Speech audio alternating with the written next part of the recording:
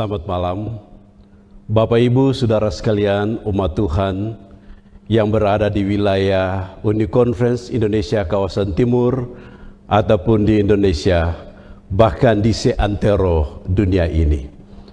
Puji Tuhan, malam hari ini kita bisa berkumpul bersama-sama dalam bentuk keluarga ataupun kelompok lainnya dalam ibadah pertengahan minggu untuk memuji, membesarkan nama Tuhan, karena Allah itu baik di dalam kehidupan kita.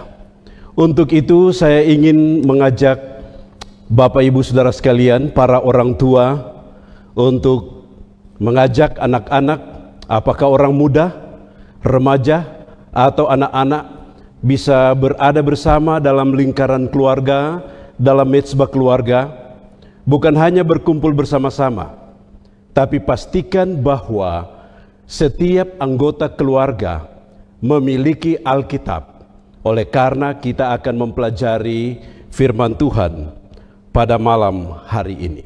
Sekali lagi, para orang tua, para suami, pastikan bahwa istri dan anak-anak Anda berada dalam lingkaran keluarga.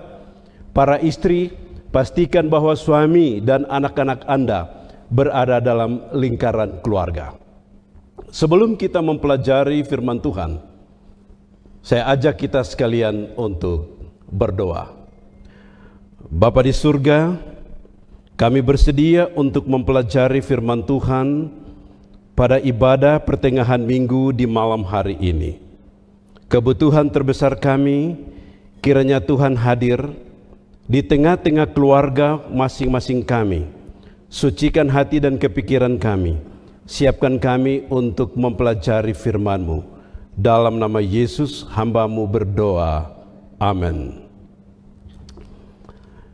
Dalam menghadapi kepahitan hidup dalam kehidupan manusia, ada banyak orang bertanya-tanya, di manakah Tuhan dan siapakah Tuhan dalam kehidupannya?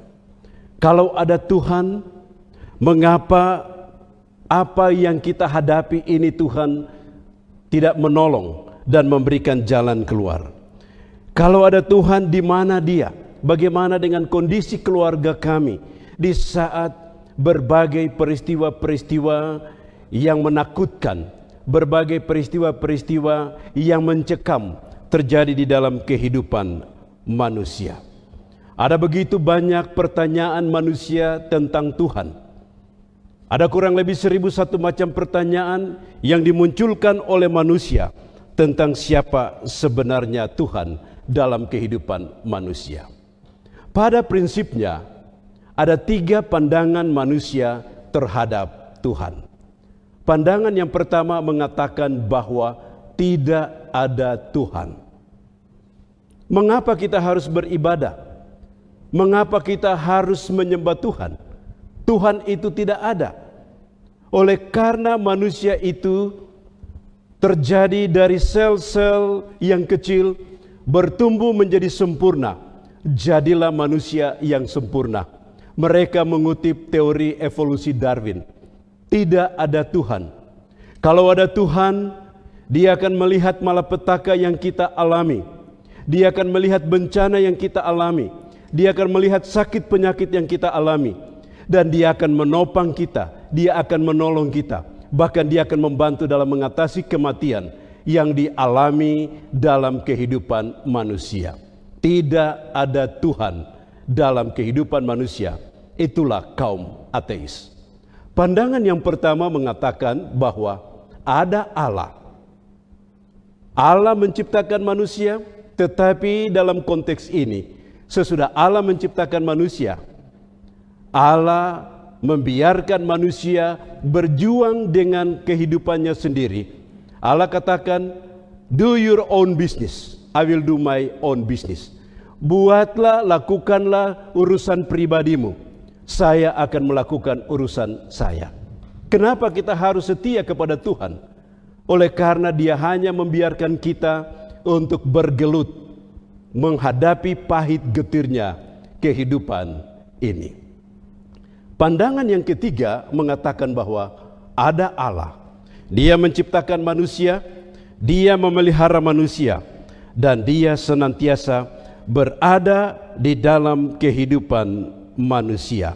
Untuk itu, kita perlu menyembah Dia, kita perlu beribadah kepada Dia, dan kita perlu memuji, membesarkan namanya.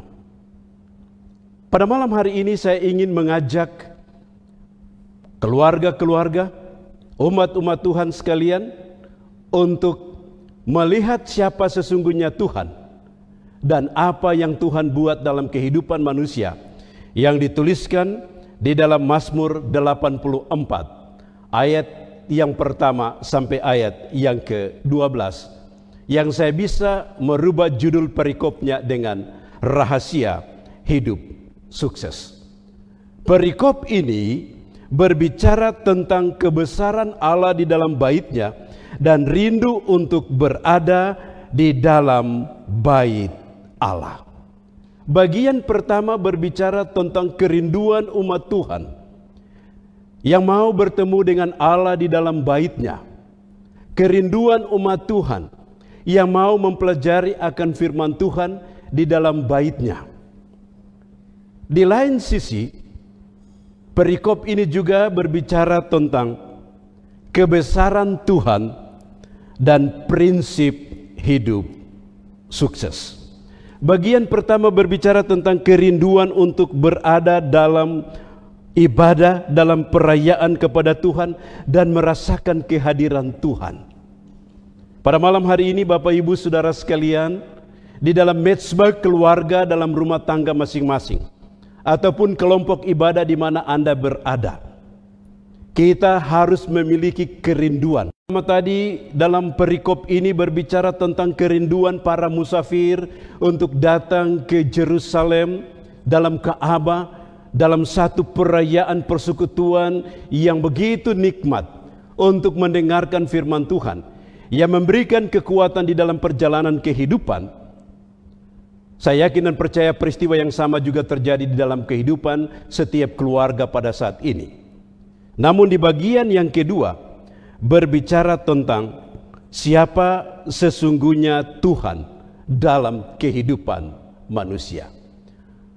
Mazmur 84 sama dengan Mazmur 27, sama dengan Mazmur 43 dan Mazmur 42 yang berbicara tentang kebesaran Tuhan dan syarat-syarat untuk mendapatkan kebesaran Tuhan dalam kehidupan manusia.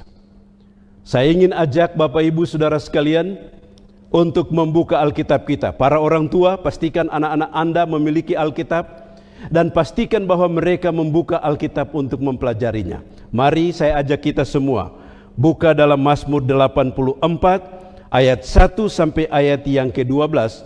Kita mulai dengan melihat kebesaran Tuhan di dalam kehidupan manusia. Pertama, dituliskan di sana bahwa Allah itu adalah Allah yang hidup. Allah yang hidup. Mengapa dikatakan Allah yang hidup? Allah yang hidup berbicara tentang kehidupan ini diberikan oleh Allah. Itulah sebabnya di dalam Kejadian pasal yang pertama, pasal yang kedua berbicara tentang penciptaan. Firman Tuhan mengatakan bahwa dari debu tanah Allah menciptakan manusia, kemudian Allah menghembuskan nafas hidup kepadanya, jadilah makhluk yang hidup. Bagian pertama dalam Mazmur 83 ini berbicara tentang predikat Allah yang hidup, Allah pemberi hidup, Allah pemelihara hidup itu.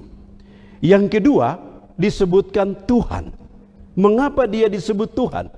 Tuhan berbicara tentang penyembahan manusia kepada Allah. Dia patut disembah, dia patut dipuji, dia patut dibesarkan. Oleh karena dia adalah pemberi kehidupan dan dia adalah pencipta kehidupan dan dia adalah pemelihara kehidupan. Kemudian yang ketiga berbicara tentang Raja. Dia adalah Raja.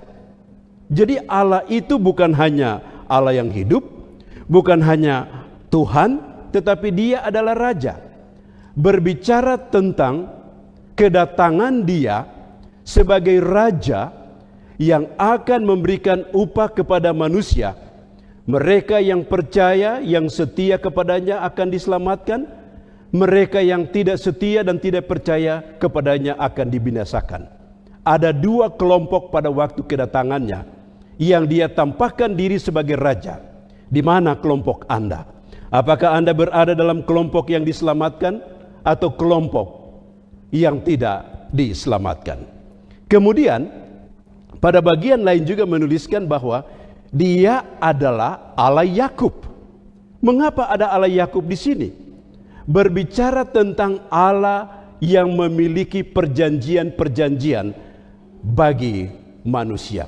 Perjanjian yang diberikan kepada Abraham, perjanjian yang diberikan kepada Ishak, perjanjian yang diberikan kepada Yakub dan kepada seluruh manusia. Apa isi perjanjian itu? Perjanjian tentang janji berkat, perjanjian tentang keselamatan, dan begitu banyak perjanjian-perjanjian lainnya. Kemudian yang keempat, yang kelima, Dia disebut sebagai Allah matahari. Kenapa Dia disebut sebagai Allah matahari? Matahari memberikan terang. Dari Dia ada terang kebenaran itu. Yang kedua, matahari memberikan hidup. Dari Dia ada hidup. Yang ketiga, matahari memberikan vitalitas atau kemampuan-kemampuan. Jadi Allah adalah sumber kemampuan yang memberikan kesanggupan-kesanggupan, kemampuan-kemampuan kepada manusia untuk menghadapi setiap tantangan kehidupannya. Kemudian yang keenam, Dia disebut sebagai Allah pelindung. Berbicara tentang peperangan, menghadapi tantangan-tantangan kehidupan. Di zaman bangsa Israel, mereka berperang dengan bangsa-bangsa kafir. Dia yang maju dan berperang. Dia disebut sebagai Allah pelindung. Dan yang terakhir, Dia disebut sebagai Tuhan semesta alam. Ada 4 kali di dalam Mazmur pasal 84 ini disebutkan Dia adalah Tuhan semesta alam. Mazmur 84 ayat 2, betapa disenanginya tempat kediaman-Mu, ya Tuhan semesta alam. Mazmur 84 ayat 4, ya Tuhan semesta alam, Rajaku dan Allahku. Mazmur 84 ayat 9, ya Tuhan semesta alam, dengarkanlah doaku dan pasanglah telingamu kepadaku, ya Allah Yakub.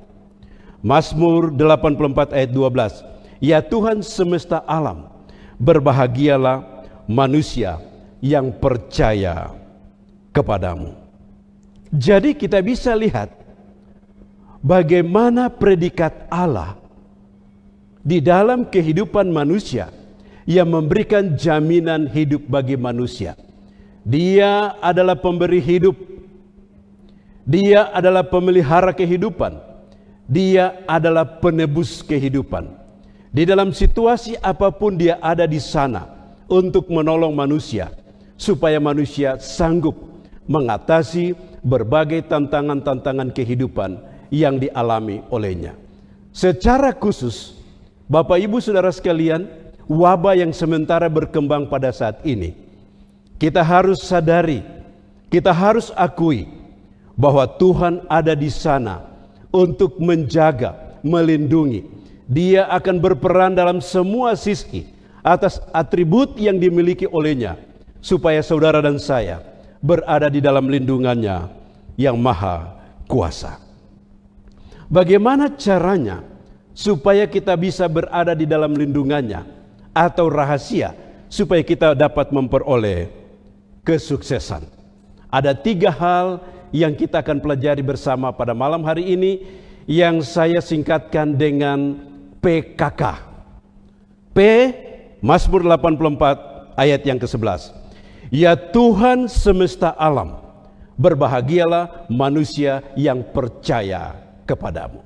Bagian yang pertama berbicara tentang percaya kepada Tuhan. Jadi PKK, P yang pertama adalah percaya kepada Tuhan.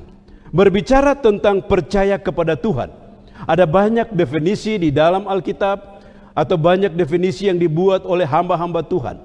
Tetapi izinkan saya untuk mengutip percaya ini dari tulisan yang saya angkat dari Andrews Study Bible, halaman 738, memberikan definisi percaya sebagai berikut. Percaya adalah seluruh aspek hidup kita ditujukan kepada Allah dan firman-Nya.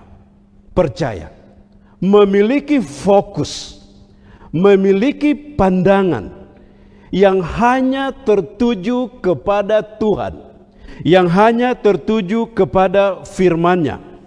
Apapun situasi yang kita hadapi di dalam kehidupan kita, rahasia pertama, prinsip pertama mengatakan bahwa fokus kita harus kepada Tuhan. Fokus kita harus kepada firman-Nya. Di tengah-tengah wabah virus corona, kita memiliki berbagai dampak dalam kehidupan kita. Boleh jadi kita berada di dalam tekanan hidup. Boleh jadi kita berada di dalam masalah kesusahan-kesusahan lainnya. Boleh jadi kita berada dalam masalah ekonomi. Boleh jadi kita berada dalam masalah rasa takut, khawatir tentang hidup ini. Apapun kondisi yang kita hadapi di dalam kehidupan kita, kita harus fokus. Kita harus percaya kepada Tuhan. Mengapa? Karena Rasul Paulus di dalam Roma 8 ayat 28 mengatakan, kita tahu sekarang bahwa Allah turut bekerja dalam segala sesuatu untuk mendatangkan kebaikan bagi mereka yang mengasihi Dia, yaitu bagi mereka yang terpanggil sesuai rencana Allah. Bapak, Ibu, Saudara sekalian, Allah ada di sekitar kita, Allah ada bersama-sama dengan kita manakala kita menghadapi situasi seperti ini. Allah bekerja di dalam kehidupan kita supaya kita dapat terlindung dari berbagai situasi yang kita sementara hadapi. Percaya berarti bergantung sepenuhnya kepada Tuhan. Percaya berarti menggunakan tangan kita untuk memegang tangan Allah dan tidak pernah lepas dari tangan Allah. Ada saat di mana Tuhan mengizinkan tali tempat kita bergantung putus supaya kita hanya bergantung kepada Tuhan. Itu percaya. Ada saat di mana Tuhan izinkan pekerjaan tempat kita berpijak hilang supaya kita hanya berpijak kepada Tuhan. Itu percaya. Ada saat di mana Tuhan mengizinkan rumah tempat kita berteduh runtuh supaya kita hanya berteduh di dalam naungan Tuhan. Itu percaya. Sudahkah Anda percaya kepada Tuhan? Sudahkah Anda fokus kepada Tuhan? Sudahkah Anda fokus kepada firman-Nya? Pada waktu Anda bangun di pagi hari, fokus pertama adalah Tuhan. Pada waktu Anda bangun di pagi hari, fokus pertama adalah firman Tuhan. Membangun hubungan dengan Tuhan, mempelajari firman Tuhan, dan memulai hidup bersama-sama dengan Tuhan adalah percaya. Prinsip dasar yang kedua, Mazmur 84 ayatnya yang ke-6. Berbahagialah manusia yang kekuatannya di dalam Engkau, menjadikan Tuhan sebagai kekuatan di dalam kehidupan kita. Fokus kepada Dia, fokus kepada firman-Nya, dan jadikan Dia sebagai kekuatan dalam kehidupan kita. Kenapa? Pada bagian pertama tadi kita telah mempelajari siapa sesungguhnya Tuhan. Dia adalah Allah yang hidup, pemberi hidup. Itulah sebabnya kita harus jadikan Dia sebagai kekuatan dalam kehidupan kita. Dia adalah Tuhan yang patut disembah. Itulah sebabnya kita harus menjadikan Dia sumber kekuatan dalam kehidupan kita. Dia adalah Raja yang akan datang dan memberikan upah. Itulah sebabnya kita harus menjadikan Dia kekuatan dalam kehidupan kita. Dia adalah Allah Yakub, pemberi janji-janji untuk melengkapi kehidupan manusia. Allah berjanji, aku beserta kamu, jangan takut. Dan ada banyak janji-janji Allah yang menyatakan kekuatan Allah di dalam kehidupan kita. Allah juga adalah matahari, Dia adalah terang, Dia adalah hidup. Dia memberikan kemampuan-kemampuan vitalitas kepada kita. Jadikan Dia sebagai kekuatan dalam kehidupan kita. Allah juga pelindung dalam seluruh aspek kehidupan kita. Jadikan Dia sebagai kekuatan dalam kehidupan kita. Allah adalah Tuhan semesta alam. Tuhan semesta alam. 4 kali diulangi dalam Mazmur 84 ini. Berbicara tentang siapa sesungguhnya Tuhan. Kalau kita bicara Tuhan semesta alam, Dia telah simpulkan segala sesuatu tentang Allah dan jaminan Allah dalam kehidupan manusia. Untuk itu, jadikan Dia sumber kekuatan. Jadikan Dia kekuatan dalam kehidupan kita. Bila kita baca ayatnya yang ke-7, ayat yang ke-7 katakan, apabila melintasi lembah Baka, mereka membuatnya menjadi tempat yang bermata air. Bahkan hujan pada awal musim menyelubungi dekat berkat.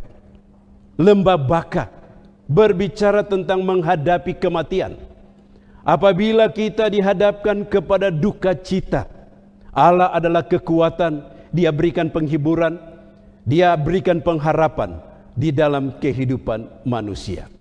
Allah adalah kekuatan, untuk itu jangan pernah tinggalkan Dia dalam seluruh aspek kehidupan kita. Dia sebagai sumber, Dia sebagai matahari yang harus kita datang kepada Dia setiap saat. Dalam ayatnya yang ke-12 mengatakan, sebab Tuhan adalah matahari dan perisai, sumber terang, sumber hidup, vitalitas, kemampuan dalam menghadapi berbagai macam tantangan. Pertanyaan yang ingin saya tanyakan bagi Bapak Ibu Saudara sekalian, yang harus dipastikan kepada setiap anggota keluarga adalah, sudahkah anggota keluargamu percaya kepada Tuhan? Kalau anggota keluarga katakan sudah, pertanyaan yang kedua adalah, sudahkah anggota keluargamu menjadikan Tuhan kekuatan di dalam menghadapi pahit getirnya kehidupan ini? Kita harus menjadikan Dia sebagai kekuatan. Kita berada pada situasi yang begitu mengkhawatirkan kehidupan kita. Jadikan Tuhan sebagai kekuatan dalam kehidupan kita. Hamba Tuhan Ellen G. White dalam bukunya Alfa dan Omega jilid 4 halaman 121-122, di sana dituliskan sebagai berikut. Tuhan akan menyatakan dirinya kepada umat-umatnya pada waktu mereka dihadapkan kepada masalah yang tidak ada jalan keluar. Selanjutnya dia juga katakan bahwa apabila umat-umat Allah digiring ke tempat di mana tidak ada jalan keluar sama sekali, maka Tuhan sendirilah yang akan menjadi penolong mereka. Tuhan sendirilah yang akan bertindak bagi mereka. Tuhan tidak menyuruh malaikat, Tuhan tidak menyuruh manusia, tetapi Tuhan sendiri yang akan bertindak bagi manusia. Boleh jadi wabah virus corona ini membuat kita menghadapi masalah di dalam ekonomi kita, membuat kita menghadapi masalah di dalam kesehatan kita, membuat kita menghadapi begitu banyak masalah yang kita tidak mampu dengan kekuatan sendiri untuk menyelesaikannya. Tapi ingat, Tuhan adalah kekuatan kita, sebagaimana yang dituliskan oleh Rasul Paulus dalam Filipi pasal 4 yang ayatnya yang ke-13, segala perkara dapat kutanggung di dalam Dia yang memberikan kekuatan kepadaku. Saya ingin kutip dari bahasa Inggris, lebih jelas di sana. I can do all things through Christ who strengthened me. Segala perkara dapat kulakukan di dalam Kristus yang adalah sumber kekuatan. Kristus yang adalah pemberi kekuatan, yang akan memberikan kekuatan kepadaku. Apapun situasi yang kita hadapi, Bapak Ibu Saudara sekalian, anak-anak, para remaja, orang muda, orang tua, mari percaya kepada Tuhan. Jadikan Dia sebagai kekuatan di dalam kehidupan kita. Suatu ketika ada seorang yang mengeluh kepada Tuhan, jalan di tepi pantai. Dalam keluhan itu dia katakan, Tuhan, Pada waktu saya menghadapi masalah, sementara saya berjalan, saya lihat hanya ada satu tapak kaki, itu tapak kaki saya. Di mana Engkau Tuhan? Saya memiliki beban yang besar Tuhan. Di mana Engkau? Di dalam kisah itu dikatakan kemudian Tuhan katakan kepadanya, anakku, engkau melihat satu tapak kaki. Engkau melihat tapak kaki dari hanya satu orang. Itu adalah tapak kakiku. Karena aku menggendong engkau. Aku mengangkat engkau di dalam menghadapi masalah dalam perjalanan kehidupanmu. Tuhan adalah kekuatan kita. Jangan pernah tinggalkan Dia, jangan pernah lupakan Dia, tapi percaya kepada Dia, fokus kepada Dia, fokus kepada firman-Nya, dan jadikan Dia sebagai kekuatan dalam menghadapi hidup ini. Prinsip dasar yang terakhir atau prinsip dasar yang ketiga, rahasia hidup bahagia adalah ayatnya yang kelima. Berbahagialah manusia yang diam di dalam rumahmu, yang terus-menerus memuji engkau. Jadi P yang pertama, PKK, P yang pertama adalah percaya. Kemudian K adalah kekuatan, jadikan Tuhan sebagai kekuatan. Dan K yang terakhir adalah komitmen. Berbahagialah manusia yang diam di rumahmu. Komitmen untuk hidup bersama-sama dengan Tuhan. Kalau kita telah melihat betapa hebatnya Tuhan di dalam kehidupan kita, betapa hebatnya janji-janjinya di dalam kehidupan kita, maka Tuhan hanya memintakan kita untuk percaya kepada Dia, fokus kepada Dia, dan fokus kepada firman-Nya. Tuhan memintakan kita untuk menjadikan Dia sebagai kekuatan di dalam kehidupan kita. Dan terakhir, Tuhan memintakan kita untuk membuat komitmen, diam di dalam rumah Tuhan, tekad untuk setia kepada Tuhan. Saat ini kita sementara dikatakan lockdown, diam di dalam rumah. Mari kita diam di dalam rumah Tuhan. Keluarga kita, rumah kita, di mana kita senantiasa beribadah dalam mezbah keluarga, boleh jadi itu adalah rumah Tuhan. Oleh karena kita selalu memanggil nama Tuhan, memuji Tuhan, dan memintakan kebersamaan Tuhan di dalam kehidupan kita. Diam di dalam rumah Tuhan, setia kepada Tuhan apapun situasi yang terjadi. Komitmen Daud dalam Mazmur 23 ayatnya yang ke-6, aku akan diam di dalam rumah Tuhan sepanjang masa atau selama-lamanya. Komitmen Paulus kisah 20 ayat 24, aku tidak menghiraukan nyawaku sedikit pun, asal saja aku dapat mencapai garis akhir dan menyelesaikan pekerjaan yang dipercayakan Tuhan kepadaku. Komitmen keselamatan, komitmen pelayanan. Yang saya ingin bacakan sekarang ini adalah komitmen Habakuk. Di dalam Habakuk pasal yang ketiga, ayatnya yang ke-17 sampai ayatnya yang ke-19. Sekalipun pohon ara tidak berbunga, pohon anggur tidak berbuah, hasil pohon zaitun mengecewakan, sekalipun ladang-ladang tidak menghasilkan bahan makanan, kambing domba terhalau dari kurungan, dan tidak ada lembu sapi dalam kandang, namun aku bersorak-sorak di dalam Tuhan, beria-ria dalam Allah yang menyelamatkan aku. Allah Tuhanku itu kekuatanku. Ia membuat kakiku seperti kaki rusa. Ia membiarkan aku berjejak di bukit-bukit. Tuhan itu luar biasa di dalam kehidupan kita. Malam hari ini saya ingin mengajak para orang tua, pastikan komitmen keluarga untuk diselamatkan. Saya ingin mengajak setiap orang tua untuk pastikan komitmen anak-anak untuk setia kepada Tuhan. Saya ingin mengajak semua keluarga untuk membuat komitmen. Membuat komitmen Rasul Paulus, membuat komitmen Daud, dan juga membuat komitmen dari Habakuk. Bisa saja ke depan ini, oleh karena wabah virus ini, maka ada keluarga kita yang terserang wabah ini. Apapun kondisi yang akan terjadi, komitmen Habakuk harus menjadi komitmen kita. Oleh karena Tuhan adalah pencipta, Tuhan adalah pemelihara, Tuhan adalah penebus. Untuk itu, pada malam hari ini saya ingin mengajak semua keluarga, Bapak Ibu Saudara sekalian, termasuk orang-orang muda, anak-anak yang ada dalam keluarga. Mari kita fokus kepada Tuhan. Mari kita fokus kepada firman-Nya. Mari kita menjadikan Dia sebagai kekuatan di dalam kehidupan kita. Dan mari keluarga, orang perorangan membuat tekad kepada Tuhan untuk setia kepada Tuhan, untuk mengikuti Tuhan.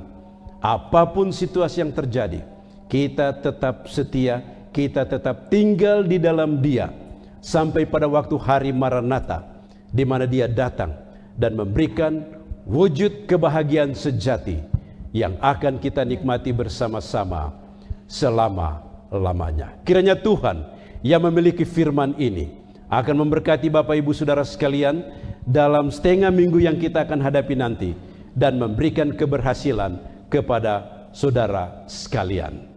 Amin.